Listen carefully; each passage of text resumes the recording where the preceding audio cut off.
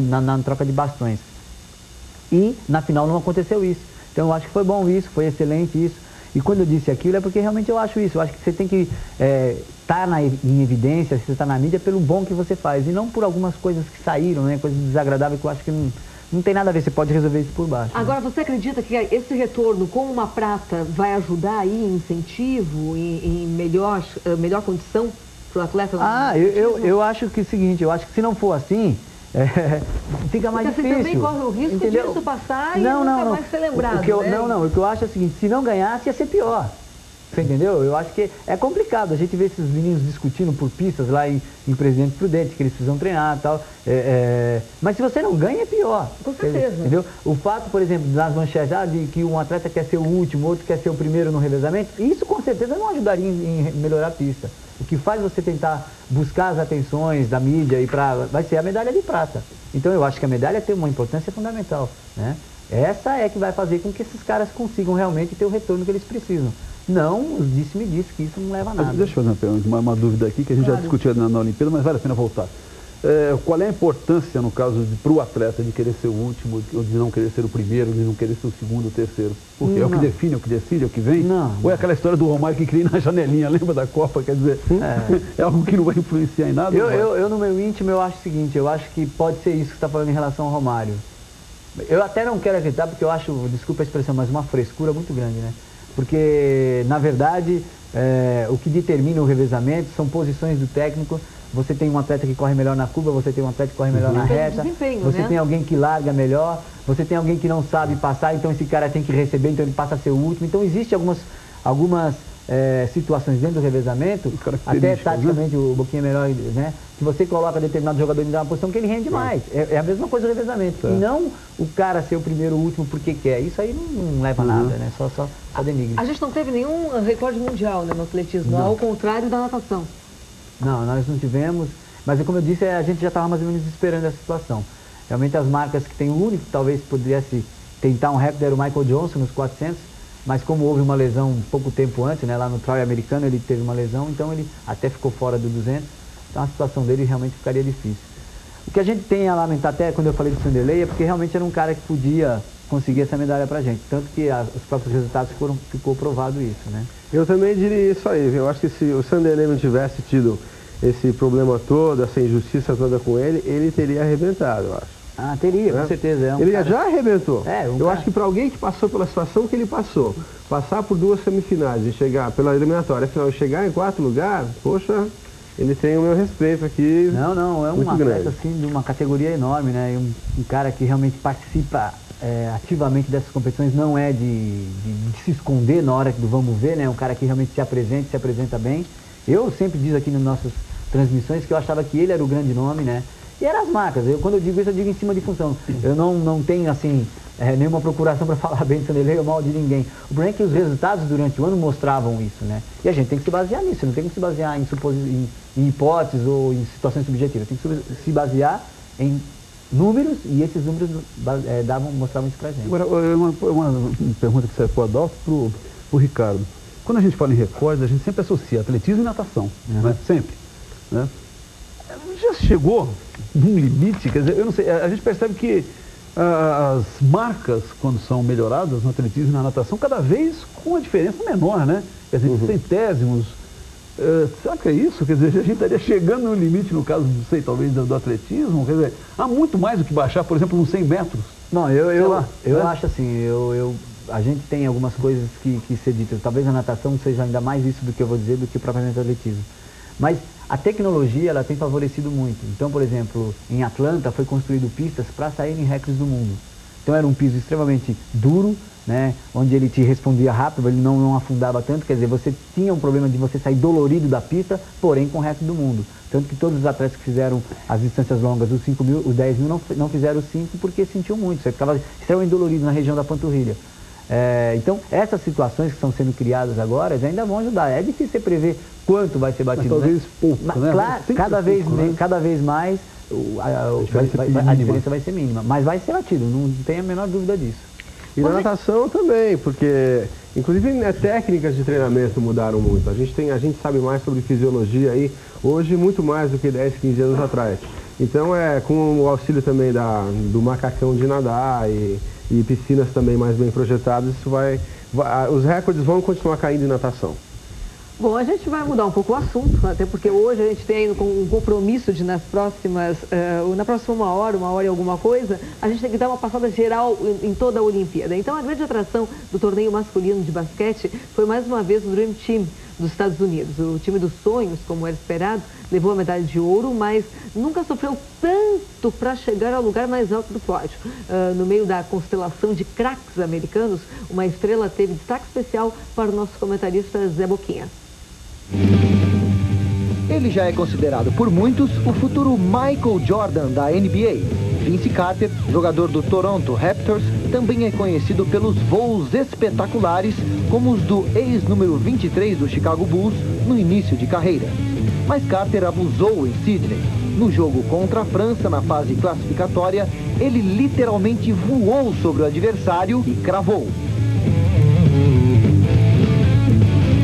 Uma jogada que Jason Kidd, colega de time, descreveu como a mais incrível que já viu em toda a vida. Mas Carter, além de técnica, é raça. No jogo contra a China, ainda na primeira rodada, ele provou que nem os milhões de dólares que recebe na NBA são capazes de lhe tirar o espírito olímpico. Os paralelos com Michael Jordan não param. Vince Carter também levou a medalha de ouro, a mesma que Jordan conseguiu em 84 e 92.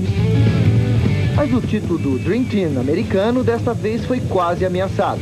Nas 2 vezes que enfrentaram a Lituânia, os Estados Unidos sentiram o gostinho amargo da derrota chegar pertinho da boca. Na primeira fase, os 9 pontos de diferença foram a menor vantagem de um Dream Team em toda a história. Na semifinal, o bicho pegou. Os americanos, pela primeira vez, tiveram que torcer para que um último arremesso do adversário não caísse. Caso contrário, estariam fora da final. E a bola, por sorte do tio Sam, nem no aro bateu. Nesses momentos de desespero, que a insegurança do técnico Rudy Tomjanovic veio à tona. Seus gestos mostraram uma enorme preocupação. Afinal, quem é que quer entrar para a história como o técnico que fez o Dream Team perder a famosa invencibilidade? Nossa seleção feminina não é nenhum time dos sonhos, mas fez a gente chorar de alegria na vitória sobre a favorita Rússia nas quartas de final. E ela só veio a menos de 2 segundos do final, quando Alessandra, na garra, achou espaço para, com a ajuda da tabela, fazer a cesta da virada.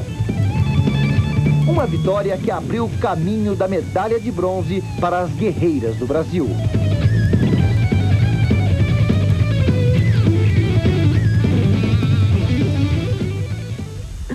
E também as nossas meninas, né, Boquinha? Bem, né? Foram meio no tropeço. Eu acho que deu a lógica, né? Acho que o Brasil terceiro deu a lógica. O Brasil tem a melhor time que a França, tem o melhor time que o Canadá.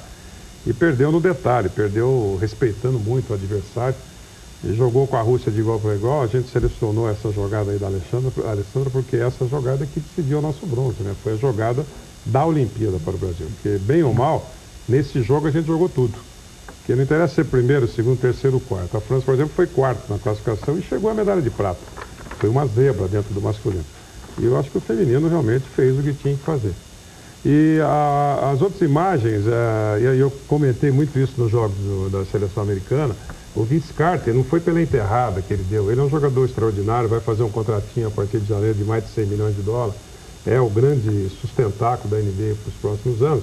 Mas o que me chamou a atenção foi no primeiro jogo contra a China, com uma diferença, se não me engano, de 42 pontos para o time americano, faltando lá 5 minutos, ele deu o que a gente chama de rasteira, né? Ele pulou no meio de 2 chineses, derrubou todo mundo, caiu com a bola. Então ali ele estava imbuído do espírito olímpico. E lamentavelmente, o time americano despreparado para disputar a Olimpíada. Não é um problema que o time americano está se igualando aos outros. Não, os jogadores ainda são excepcionais. Só que dentro da NBA se joga de uma maneira.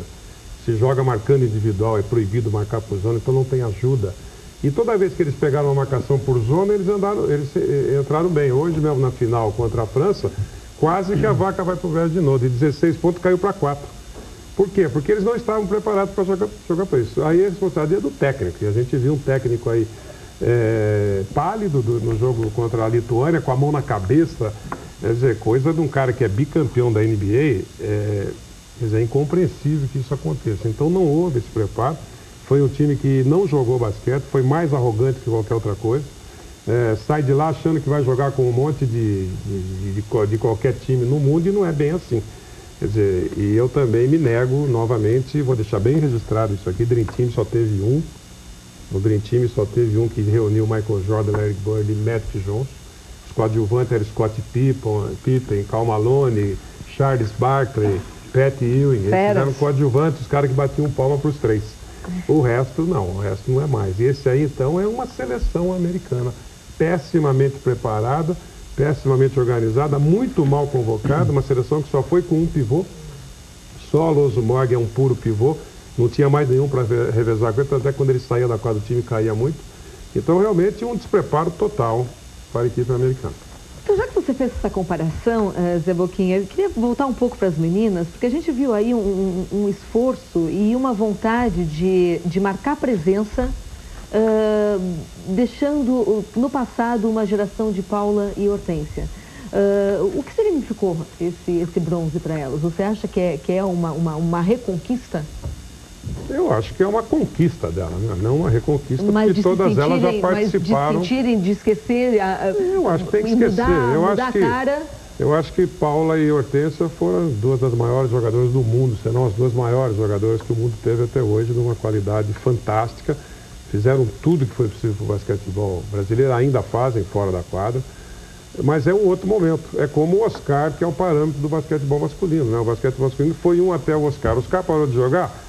Os jogadores têm que assumir essa condição, e não assumiram, tanto é que o masculino não foi, e tinha condição de sobra para chegar aí, até entre os 4 finalistas. Então eu tenho que deixar de lado. Quer dizer, o ídolo foi aquele, a rainha, a Hortência, a rainha Paula pararam, agora vem a princesa Janete, para incorporar e levar o time para frente, como ela fez no último jogo. Então eu acho que as coisas são estanques, né? O Pelé parou de jogar, veio o Zico parou de jogar, veio o Romário, então as coisas se sucedem no esporte, e você tem que deixar registrado aquilo que aconteceu, e criar um outro mito, ou criar um outro ídolo, ou então, se não tiver esse grande jogador, ter uma qualidade de conjunto muito melhor, ter uma aplicação muito melhor dentro da quadra, para que você consiga algum resultado. É o exemplo típico dos Estados Unidos. Está tentando se criar um novo Michael Jordan, acho que está errado. Vai ser o novo Vince Carter, que é um jogador de uma qualidade excepcional. Agora, para ele ser o Michael Jordan, ele tem que ganhar 2 Olimpíadas, ele tem que ganhar 6 campeonatos da NBA. Aí sim você pode falar, pô, esse cara é do nível do Michael Jordan. Se ele não conseguir isso, ele não é. Concorda? A gente vai continuar falando de basquete, tem mais atletismo, tem natação, tem muito futebol, mas a gente vai dar um tempinho e antes de encerrar esse bloco, eu gostaria de agradecer ao Fábio Luiz, que mandou uma crônica para um José, um texto muito legal, Fábio, é claro que eu não vou lê-lo agora, até por uma questão de tempo, mas muito legal, valeu, até porque o Fábio de São Vicente foi aí, teve uma participação intensa junto conosco nessa cobertura, mandando e-mails e fax, sempre super obrigado, abração para você, Fábio. Tem aqui também do Luiz Alberto Rodrigues Gonçalves, publicitário, enfim, ele fala aqui um pouco dessa cobertura, que ele abandonou a internet, ficou ligado com a gente direto, muito legal também. Temos aqui, soltaram a bruxa em Sydney, até o cavalo está contra a gente, da Keila. A Keila levantou aí uma história, veio falando do Google e tal, de patrocinadores. Eu vou tentar retomar o teu e-mail no próximo bloco, da Kátia, melhor, vou deixar aqui separadinho. Temos também, parabéns pela belíssima cobertura dos jogos, do Tiago, da Audi e do Tiago, aqui de São Paulo, 1000 horas acordada, gostei muito da companhia de vocês, da Tatiana de Marília também, falando dessas 1000 horas, mais uma vez, muito obrigado pelo que vocês reprisaram, pelo que significou, falando de ginástica rítmica, valeu, tem mais alguns aqui que eu vou deixar para o próximo, você pode continuar participando junto com a gente, 3677-7791, tá aí o nosso fax, e o nosso e-mail espn-brasil@uol.com.br. 1 minutinho, 2, a gente volta já.